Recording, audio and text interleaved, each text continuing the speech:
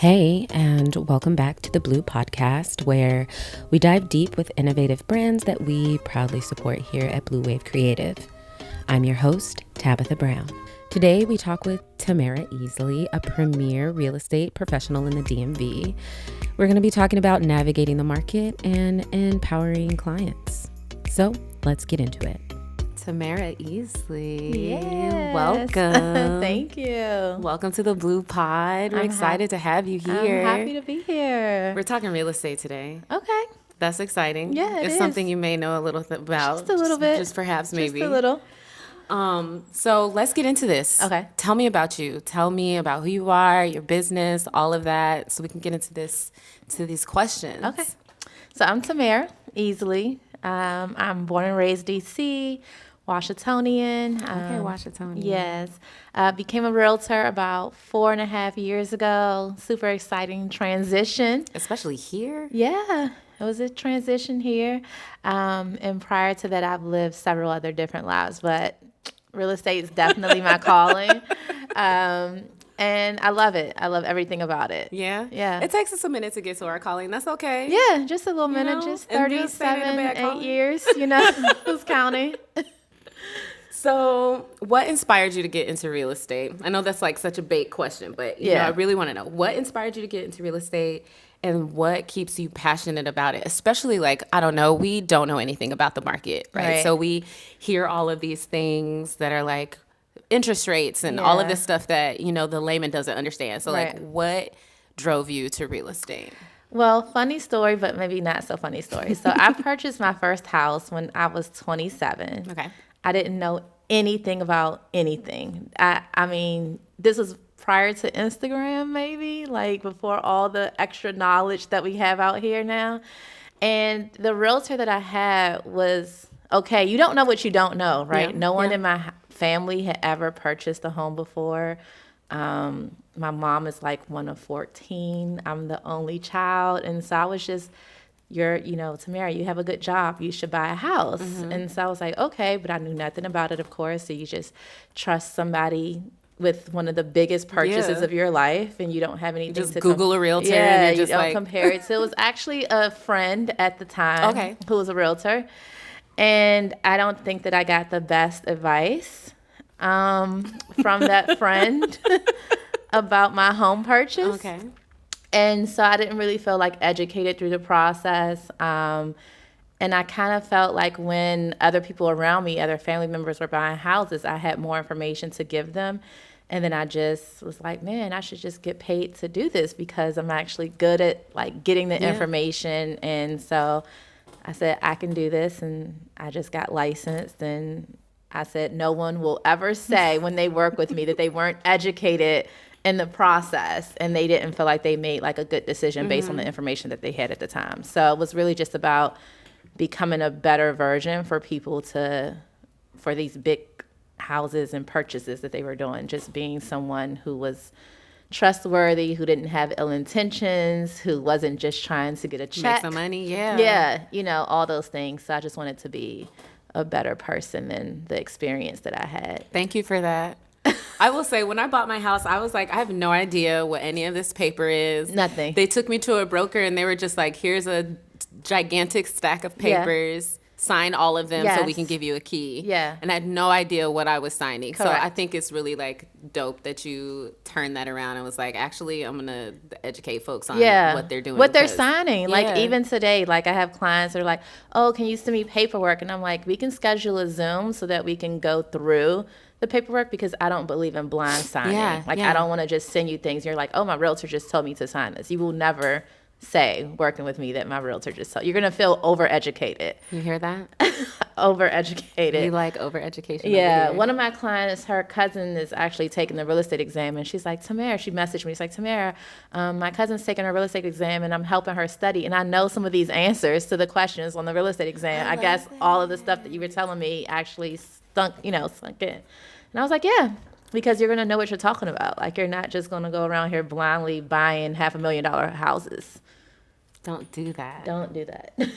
Don't do that, you guys. So when people work with you, we already know they're getting education from you, which I appreciate. how do you want them to feel during and after the process of finding a home? Because I'll tell you, right? Like when I bought a house in Baltimore. Okay.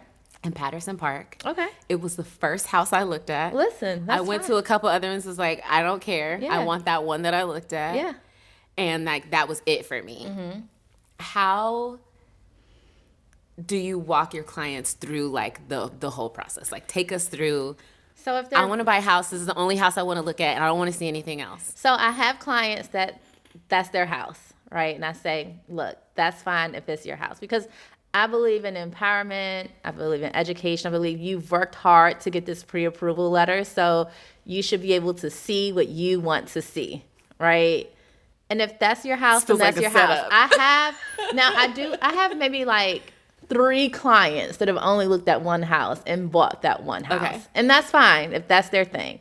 But then I have clients say, oh no, like I want to see this house, but they also have a list of other homes because they've been looking on throughout the internet of all these houses. And so my thing is, you worked hard. We're going to see whatever you want to see. Whatever it is you want to see, we're going to see because you've worked hard for it. Mm-hmm. What my lenders do is they give what your max pre-approval is, and then they give what you're comfortable with. Because just because you're approved for it doesn't mean that you want to spend it. Do y'all hear that? And can y'all say that one more time? It doesn't mean you have to spend it. Because I need to hear that. Whatever you're approved for, you do not have to spend it. Okay, got it. But what happens is that's what your taste is. Mm-hmm. But you don't want to spend what your taste is. Yeah. And so let's say you're pre-approved for $600,000, but you are more comfortable with a mortgage payment at $450,000. Y'all, this math is mathing, right? Okay. So we just start with what you're comfortable with mortgage payment wise, because I don't want to show you houses that you're uncomfortable with, mm-hmm. right? And we all like things that we can't afford. We all do. I go look at multi-million-dollar houses too. Like I go to the open houses too. That's fun. I'm not opposed. Like I'm not opposed to what everybody else is doing too. That's fun. So I'm going to go there too. So, but my conversation is just the fact that you want this at $450,000, but you're approved at $600,000. Do you want to go and see those things? If you don't want to go see them, we won't see them. Mm-hmm. But if you're complaining about every single thing in this $450,000 house, you might need to just go see houses in your price range. That's a little bit more than what you want. And then we just look at the numbers, right? Like every $10,000 right now, and it's about an extra $62 a month, right? So if you go up 10 more thousand, is that worth an extra $62 a month? Only you when know you that. Put house math like that. That's house math, right? That sounds real different. Right. And let's say, because I'm really bad at math, I'm bad at math on the spot, but like I can work the numbers if we need to work them. But let's just say an extra $10,000 was $50 a month. And you're like, okay, this house at $450,000, but I would like this house at $500,000. Only you know if it's worth an extra $250 a month, right? That's an extra bill. I don't know if that's a couple of subscriptions that you have. You know, some class budgeting pass, tips. You know, like you may just have to look at your budget to say, is it worth it? Okay. And I don't know if it's worth it because I'm not in your pockets, right? I'm not in your. I'm gonna help you through the process, but I'm not helping you pay the bill, right? So only you can determine if it's worth it to you. So we go through what worth is to you during the process. Oh, that's so important. Yeah, because you have to know. Like, if it's an extra $50 a month, they're like, oh, this is too much, or I don't want to go up an extra $10,000. And I'm saying, well, that's only $50 a month. They're like, oh, well, we cannot go to Chipotle one night a month, you know, like because that makes drop one of those subscriptions. Yeah, that makes sense to me. Okay, so it's really about what is worth it to you. And then we go through that process together. I like and this looking house at math. Yeah, we do house math because it's not as bad as it seems initially. Because like when you are like looking for a house, like the numbers are startling. Like it's a sticker shock. It's very much so. And then it's like all the different like fees and things like that. So like all of those things. $200 for a credit report. Yeah. Like things you just don't think about. And so those numbers add up. So every dollar counts, and I get it. I'm frugal as well. Like, I don't want to spend the money. Like, I'm not paying 10 cents for that bag at the store. I'm walking out. I'm walking out with the bag. I'm walking out with the Allegedly. stuff in my I'm walking out with the stuff in my cart, and I'm putting it in my trunk. I'm not paying 10 cents for a bag. I don't want to. So I get it. Every dollar counts, and I'm here to like help you through that process. Okay, so you mentioned some things about many lives before. Oh yeah, just a couple. Just a couple? Yeah. It's okay, we've all just been, different people at some point, whatever. Yeah. Who were you before real estate? Like, what year? Was No. What was life like before this amazing business that you started? Like, who were you before? What were you doing? So I started out, let's take it back, but not too long of a story. So I wanted to be a teacher because I knew I could get a job. Okay. Right. So I was like, okay, if you're going to go to school, go to college, like, make sure you get a job. That was the conversation back then. So I was like, teachers will get a job. And then I said, okay, but I want a smaller classroom. So I said, okay, I can be a special education teacher because I won't have as many kids in my classroom.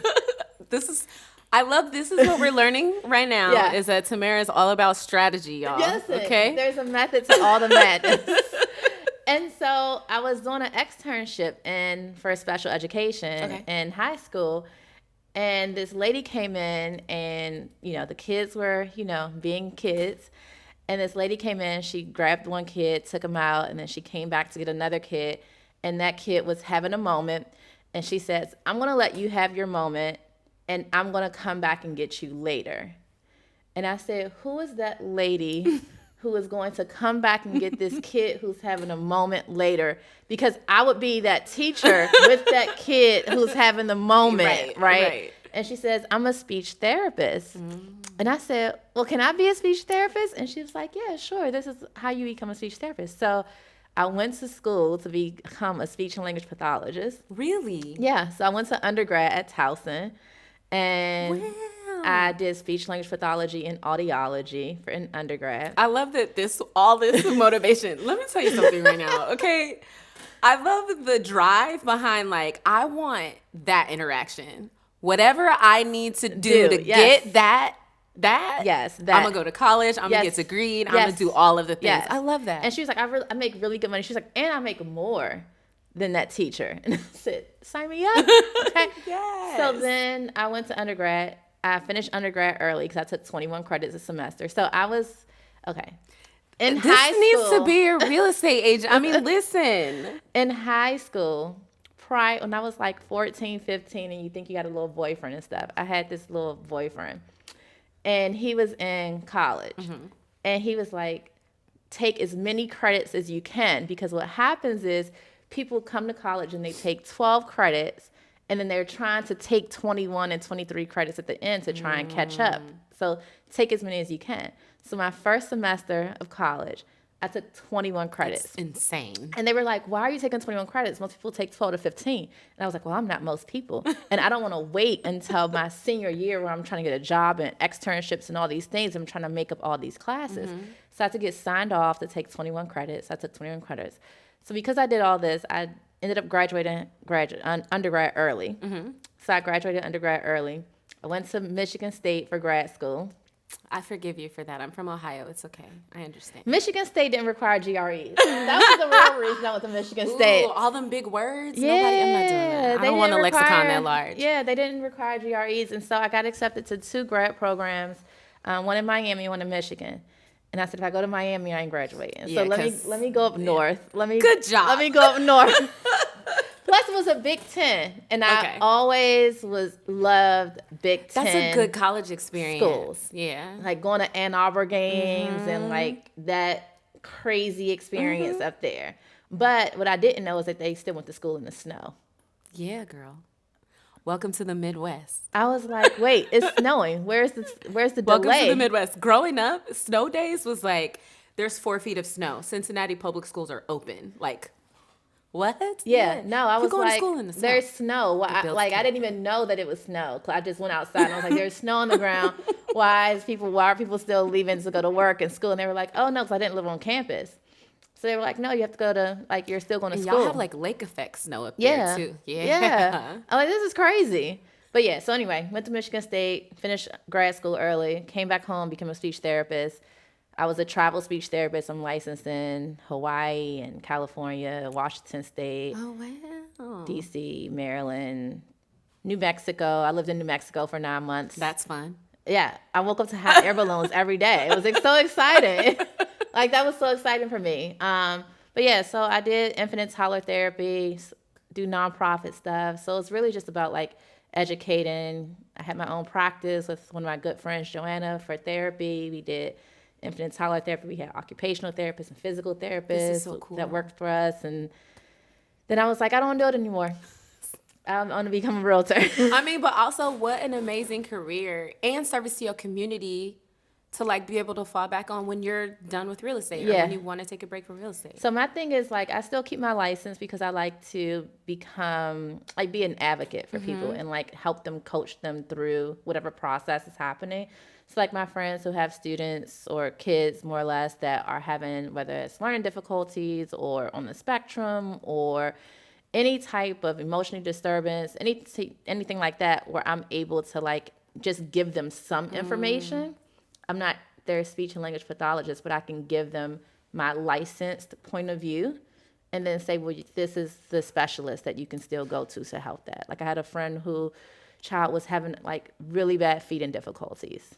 And so I was like with her during her appointments, even though there was a speech therapist there, she didn't feel that she was seen inside of her appointments. Yeah. And so I was like, just FaceTime me during your appointments, right? To have a whole aerodynamic team and doctors and therapists and everybody just trying to figure out like what these feeding difficulties are. And I'm just there like as a resource or as a support for her, as somebody else who is licensed. Yeah, yeah. But I'm not charging her for that. Like that is just because I'm passionate about advocating and helping and empowering and all those things. Like I just do that and I keep my license so I can do that. But I don't want to see you every week to practice your S sound.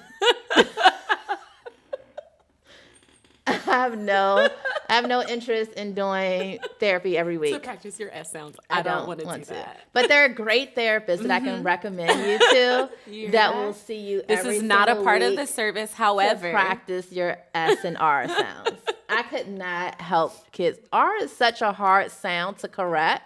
Yeah, well, And I was just so that was it. unsuccessful with helping the R sound. with the R sound. It's not. Was it just like a? It's so I don't know. I have therapists that are really good, and it sounds so minute, but until you hear an R that is not the R that you are used to, it is a very hard sound to correct. So I just recommend. I said, some things just aren't you're just not good at it, and I just wasn't good at it. Wasn't your R was not your strong suit. Yeah, R and S. But real estate is. Okay, Yeah. the R in real estate The R in real estate is. So how do you translate like that kind of community advocacy into your real estate work? Yeah, so I think that's just where the education piece of it comes from. Like I always wanted to be an educator. I think that confused people who do nothing. And there's so much information out here, just like you said, like from interest rates and, what's happening. Like it's just so much information and you become stifled and paralyzed because it's so much information coming at you at one point. And so for somebody to just be able to have a conversation with you to kind of help you navigate how that applies to you, I think it's just very helpful. And I just think that I was able to do that with the therapy side of it, and I'm able to do that with the real estate side of it. And so that's why I feel like all my clients love me and they come back to me and refer me. And so it's a big purchase. Like you're the person that is setting them up for maybe the rest of their lives. No, really, it is. So it's a lot of trust. That's a big relationship. Yeah. And 90% of my clients are referrals. So I don't do like any cold marketing. I don't pay Zillow for leads. I don't door knock. I don't farm. I don't send random postcards. I don't do any of that like cold marketing, leads, calling expires. All those things work. Like there's so many ways to market your business and all of those things work. I just don't do them because I luckily have a great sphere of people that love me and have had great experiences. And so all my business is through referrals. which is That's great. amazing. Yeah. That is amazing. I think that, you know, especially like in a time again where like we just hear a bunch of buzzwords and stuff like that, to have Clickbait. like your interest rates are crazy right now. My Like mortgage went up $2,000. I'm like, no, actually your mortgage didn't go up $2,000. I mean, unless you're the arm or something crazy, but just terminology like that. So when you work with your clients, do you do like a glossary kind of thing? Are you like this is real estate 101? Like, so it just depends. What does the process look like? So I just ask them like, how much do you want to know? Because some people don't want to. It's kind of like your friends who call you for advice, but they don't really want advice. They just want. I just need you to listen. They just want you to listen, and they want to hear themselves talk. And some people are like, well, I'm the friend. Don't call me if you don't want my advice or you don't want to hear my opinion. Well, I'm not that friend. Until you say, Tamara, what do you think? Or how can you help or anything like that? Like, I'm just going to listen. So I kind of do it the same with my clients. Like, how involved do you want to be? Like, do you want to meet? Would you rather meet in person? Would you rather go over things via Zoom? Are you okay with late night text? Do you not want me to contact you after 5 o'clock? So it's kind of like just making sure that everybody's on the same page, and every client is going to be different. But if they want to be educated, I will educate you through the entire. Look, I will send you my spreadsheet of a checklist of the 90 things that I do for you as a buyer client that's on my spreadsheet. And I will send you what is coming and where we are. If you want to be that detailed in the process. But some people don't want to be that detailed. I'm that person. I want that. And that's it. Yeah. Yeah. And that's fine. What are your favorite type of clients? Okay. So I know some people don't, but I actually really love first-time home buyers. Okay. I love clients who are step-up clients, like that are, this house is now too small, so let's sell this house and let's get this house too. I find value in renovation clients. I love my clients who like to do a good renovation. Y'all hear that? So like, if you love or hate pink carpet and green bathrooms and like, I always say like, how much of a renovation, because some clients say, we don't mind doing some work. And I'm like, what's work to you? Like, is work like... Because we're gutting this bathroom. Right. So what's work? Do you just want to like change carpet? Do you just want to paint something? Or do you want to gut a kitchen and design it from scratch? So all of those questions, like I have a whole worksheet form, Google form that we go through to make sure that your experience is custom to you for what you want. But I would say half of my clients that have done renovations, they're like, Tamara, I don't want to do a renovation. And then what happens is they want a house that's completely renovated. Like, I love those clients. Like, they're like, I want a house that's completely renovated. I'm like, okay. And so what happens is we go into these homes that are completely renovated, but they don't like the renovations that have taken place. So now you're paying for those renovations, and now you're going to pay somebody else to redo the renovations that you don't like. And so... it's just like, I love everybody. Like, all of it's great because I really feel like I have great clients because I don't feel like I don't know any of them. Yeah. Right? Yeah. Because they're all like 2 degrees. Like, they're not even like 4 or 5 or 6. They're like literally 2 degrees of separation from me. They still feel more like family. And so we're like literally having a good time while we're going to take a look at these houses. That's so great. What like a stress-free way to like engage in a crazy experience. Yeah. Like, it's not... I think I have got one client out of all my clients that I did not know from anywhere. Maybe one, like from Instagram. And she was my first $1 million plus client. Hello? She didn't even know that. But, I was like, hey, we're going to rock with it. But now we cool. Like, that's my girl now. Me and Simone tight. That's my girl. But, she didn't know it at first. But you just be good to people and good to come back to you. Okay, I have a couple of more questions. Okay. What was your favorite first-time home buyer experience? My favorite first-time home buyer experience. Okay, so my client is in her 60s. Okay. Oh, I love this. Isn't it fun? I love this already. Okay. Isn't it fun? And so it's like it's never too late, right? Because it's like I want what I want. And my client, she was really about like loyalty to the bank that she wanted to work with and everything. And I was like, Miss, whenever, like, these banks don't care about you, but like just getting from out of this like traditional, like, because the millennials, we've been through everything. We've been through like the pagers and sidekicks and cell phone, Nextel, chirps, and like all these things. And we've started off with go to work, stay here for 30, 40 years, and like, you know, that job will reward you. And now we're seeing like they don't care about you. And so just having that conversation with someone who could be like your mother and they're open to it, and just having conversations with them. And now she's like sending me pictures of her house being painted and so excited. And so I was like, this is my wisest client. I have another client who was like in her 70s, but this is her second home. But like, I just love my older clients because it's like, they're like your mom, but you're still their client, and you call them miss, and like, you have a good time, you go get coffee and have a good time. So no, I really enjoy like seeing that you can still be like 60 plus years old and get in your first house, and that's okay. That's fun. And we had a good time. That's fun. So home buying experience with you. What can we expect? Where can we find you? What does it look like? Yeah. So again, as far as like where we start, always say, my clients tell me I need to put it on a t-shirt. I say, I am not spending your money. It is not my money. So I always give you back what are your choices? These are the choices that you can make. It's never that you have to do something. You don't have to choose this lender. You don't have to go with this program.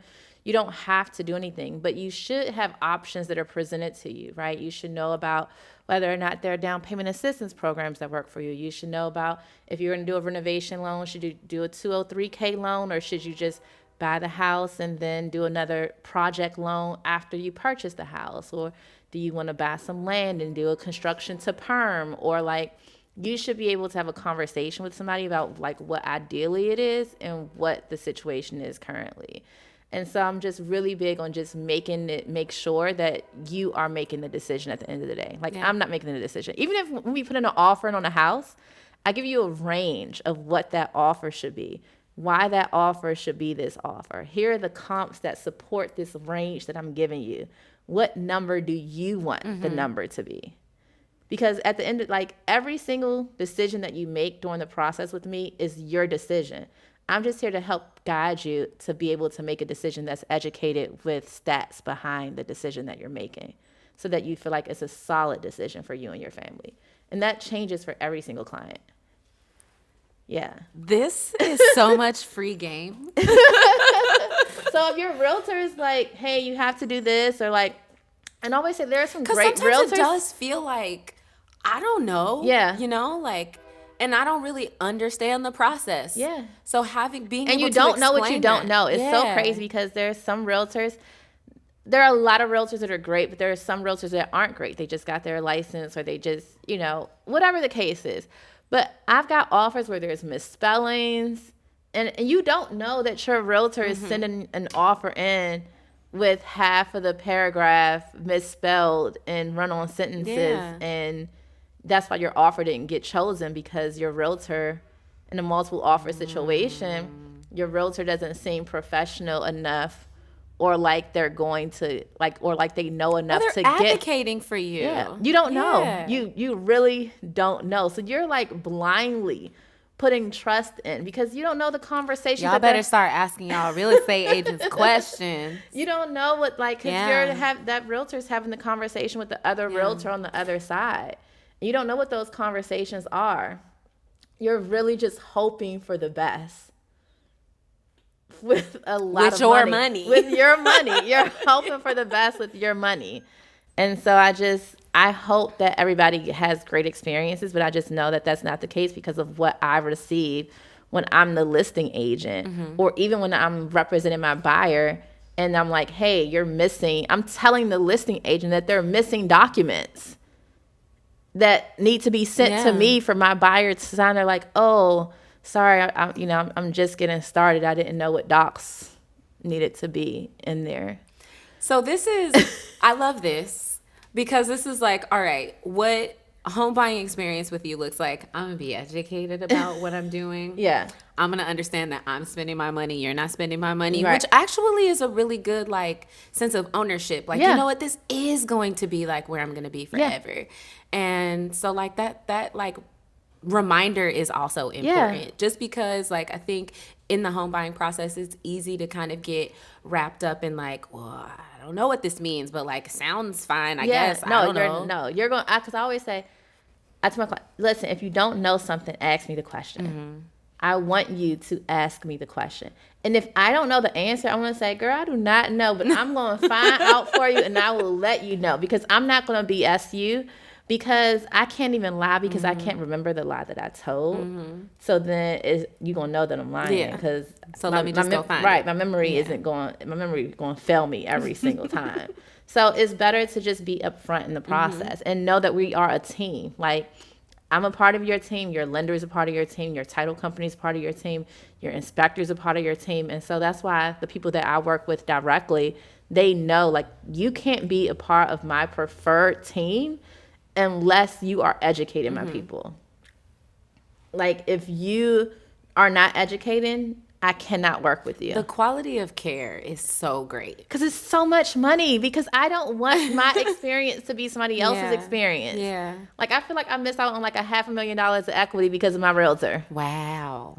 I love this. I'm so serious. This has been like such a good amount of information too. Yeah. Like, and kind of like a different standard to hold these people accountable to. You should. With all of this money. Yeah, you should. Know? I always tell people, like, if you want to use your cousin or your sister that just got their license last week as part, like, because you want to support their business, great, support their business, but just make sure that they have somebody else that they are mentored by, or that they are running things across by, to make sure that nothing gets lost in the process, because you really don't know what you don't know. Yeah. And people, I mean, I've heard plenty of stories.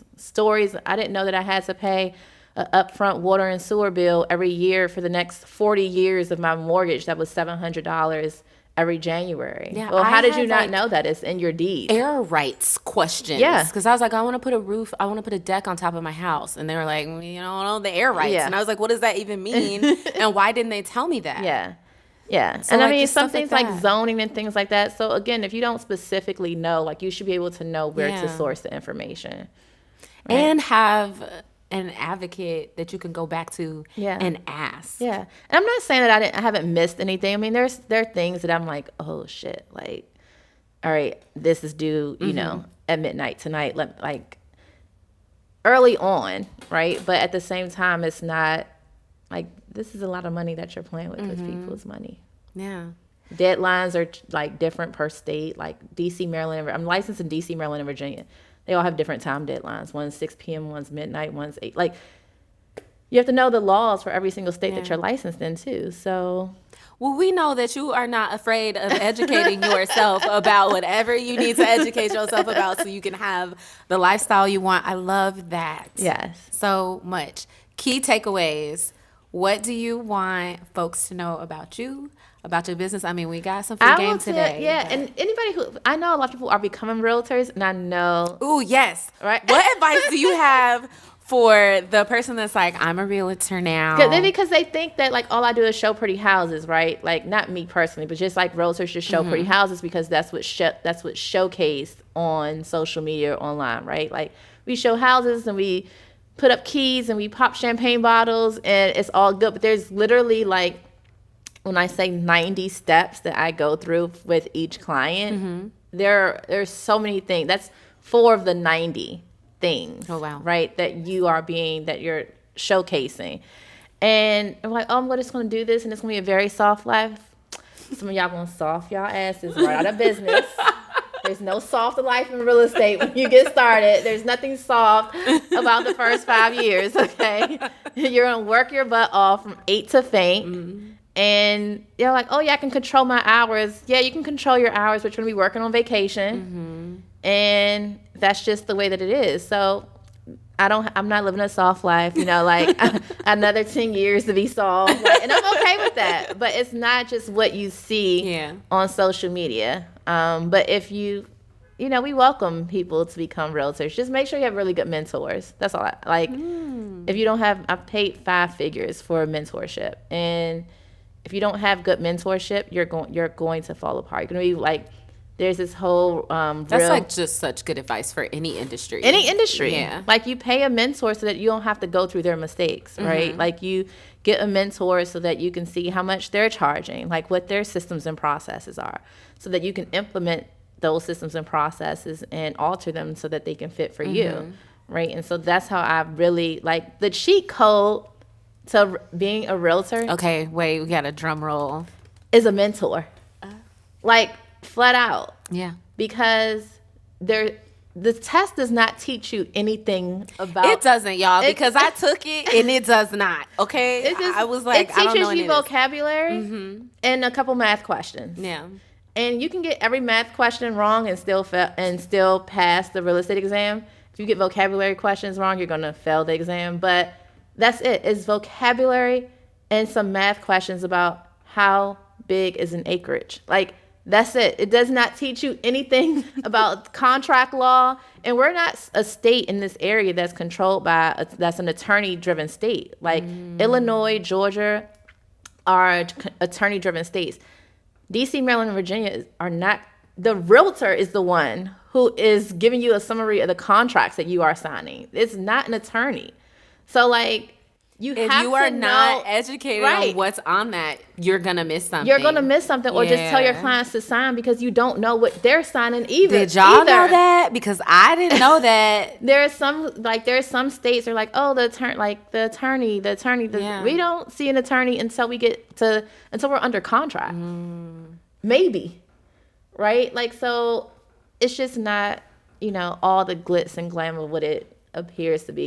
You will have some months where you're like, bank account negative, bank account 0, and then you make $20,000 the next month, but that's gone in 2 days because you didn't pay your bills the past 3 months. Like, you'll have those moments. It's the faith. You gotta have faith in the process. Yeah, you gotta have faith in the process. It's all gonna work out. Everything's okay. That's what she's smiling, so I'm telling you, you'll get through it. You'll get through it. Everything's okay, but it's nothing like soft about. Yeah, those 4 things are cute. 4 things you see on my page are cute. The popping bottles and the, giving hugs and smiling and the client appreciation events and all the partnerships and all the things which are we have. fun. Yeah, it's not client appreciation events. I love them. We're gonna have a big one next year. It's my 5-year anniversary. I'm still healing from my fall from the last one. It's okay though. That was my fall. It's okay. I mean, our knees don't work the same. They don't, and I learned quickly. Yeah, it's all right though. It's okay. We going regroup for the next one. Yeah, I'm gonna wear a knee brace the next time. We'll have a good time.